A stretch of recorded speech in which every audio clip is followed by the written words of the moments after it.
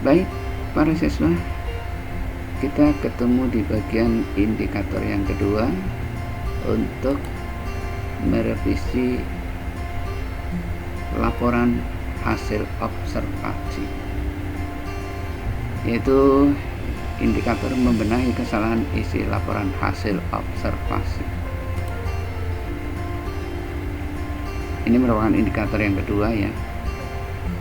Jadi teks laporan hasil observasi itu kita ingatkan lagi disusun dengan struktur pernyataan umum atau klasifikasi, deskripsi bagian, dan deskripsi manfaat. Masih ingat ya? Pernyataan umum di sini berisi pembuka atau pengantar hal yang akan disampaikan.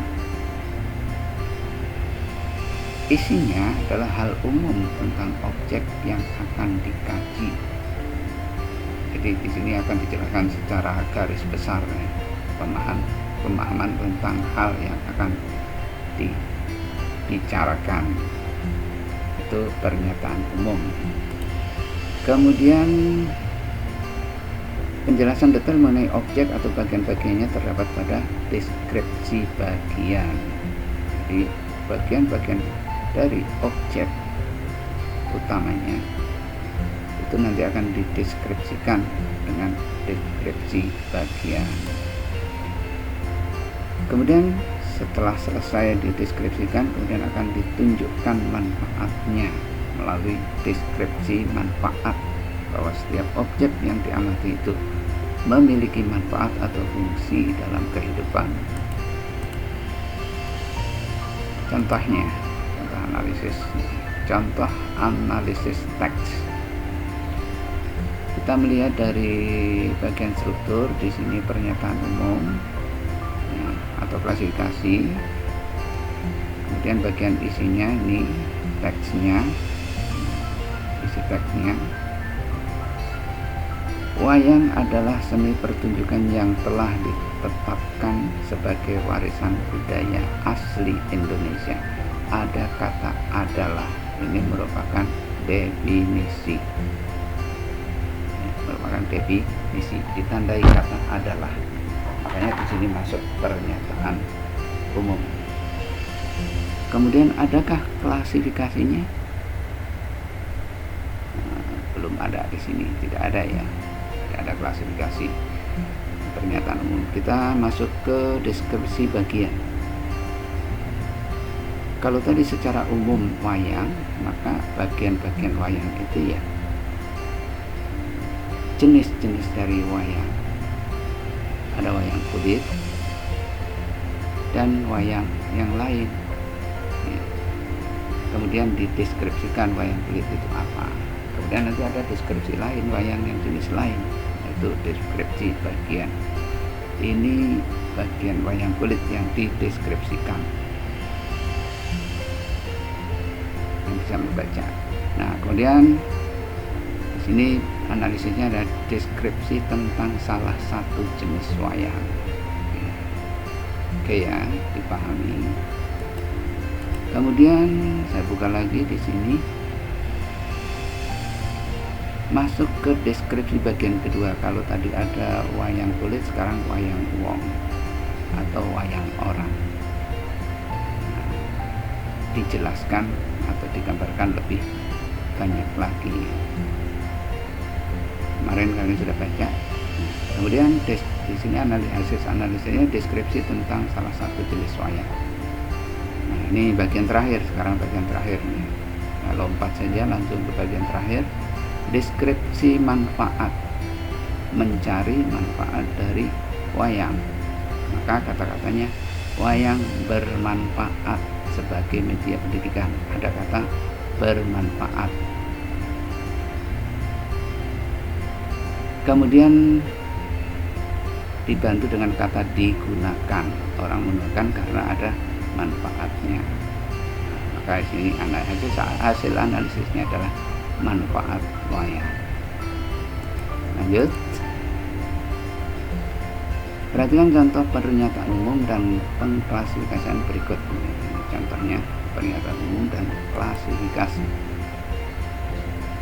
Kutipan 1, paus adalah satu dari sekian banyak mamalia air yang istimewa, mamalia laut dan seterusnya ya. Ini ada kata adalah, tandanya adalah karena ini merupakan definisi dan ini diketahui secara umum, pengertian secara umum. Kemudian ada penanda juga klasifikasinya, paus terbagi menjadi, ini klasifikasi dan masuk klasifikasi berdasarkan ada tidak adanya gigi, ada dasarnya. Jadi ada penanda klasifikasi, kemudian dasar dari klasifikasi paus. Kemudian yang kutipan kedua, sungai adalah aliran air yang besar dan memanjang yang mengalir secara terus-menerus dari hulu sumber menuju hilir muara. Sungai konsekuen adalah sungai yang arah alirannya sesuai dengan kemiringan batuan dan seterusnya. Ini ada kata adalah, ini adalah merupakan, semua mengacu pada pengertian yang umum yang bisa diketahui atau diterima oleh semua orang, itu semua umum. Kemudian untuk paragraf kedua ya, tidak ada klasifikasinya, tidak ada yang menandai kata klasifikasi, definisi semua. Jadi di antara dua kutipan tersebut, kutipan ke-1 menggunakan pernyataan umum dan pengklasifikasian. Kemudian sedangkan kutipan yang kedua di sini menyatakan pernyataan umum, tetapi dasar pengklasifikasiannya tidak ada. Kemudian kalimat definisi. Kalimat definisi menggunakan konstruksi adalah, ialah, yakni, merupakan, dan yaitu. Contoh kalimatnya, paus adalah satu dari sekian banyak mamalia air yang istimewa. Dan yang kedua contohnya, wayang adalah seni pertunjukan yang telah ditetapkan sebagai warisan budaya asli Indonesia. Nah, itu ya. Contoh kalimat definisi. Kemudian pengklasifikasian. Pengklasifikasian sebuah objek yang baik harus menyebutkan dasar pengklasifikasiannya. Dasarnya apa sehingga objek itu bisa digolong-golongkan, bisa dibagi-bagi dalam jumlah keanggotaan. Di atas pengklasifikasian paus dapat dilihat dalam kalimat berdasarkan ada tidak adanya giginya. Paus terbagi menjadi dua kategori, paus bergigi dan balen atau balin atau paus yang tidak bergigi. Itu klasifikasinya. Kemudian ada 3 hal, yaitu objek yang dilaporkan yakni paus, kemudian dasar pengelompokan, dan jumlah anggota. Jumlah anggotanya 2, ada dasar, ada kata yang dilaporkan. Selanjutnya bandingkan kutipan 1 dan 2 tadi dengan kutipan berikut. Kutipan 3, ikan paus merupakan mamalia air terbesar saat ini. Paus ini memiliki banyak jenis, dari paus yang buas dan karnivora sampai paus yang jinak.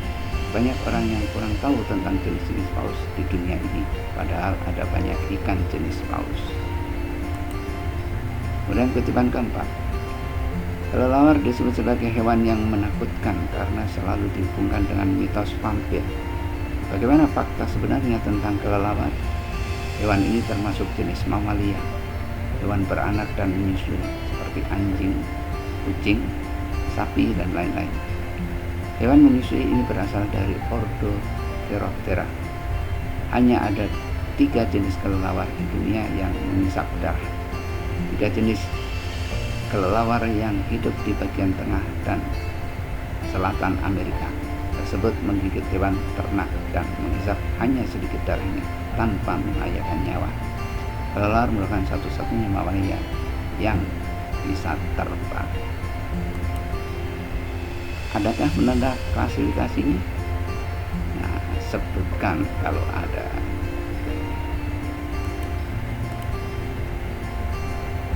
Kemudian mengenai deskripsi bagian yang baiknya seperti apa?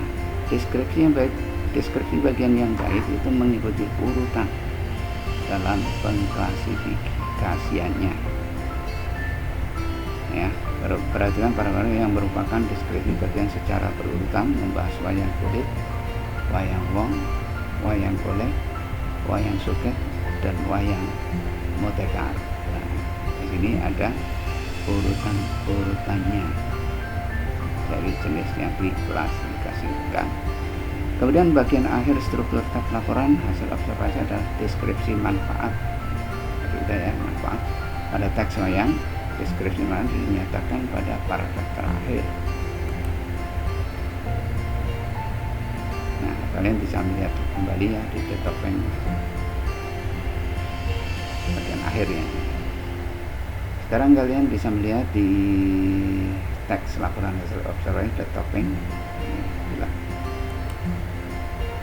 Tuliskan bagian deskripsi manfaatnya. Tadi sudah dijelaskan deskripsi manfaat ada yang menyangkut manfaat atau fungsi dari hal yang dibahas. Nah, di sini museum topeng itu bermanfaat atau tidak, silahkan cari di teks laporan hasil observasinya. Baik, itu mengenai teks laporan hasil observasi bagian merevisi ya. Terima kasih atas perhatian kalian dan sampai jumpa. Bye bye.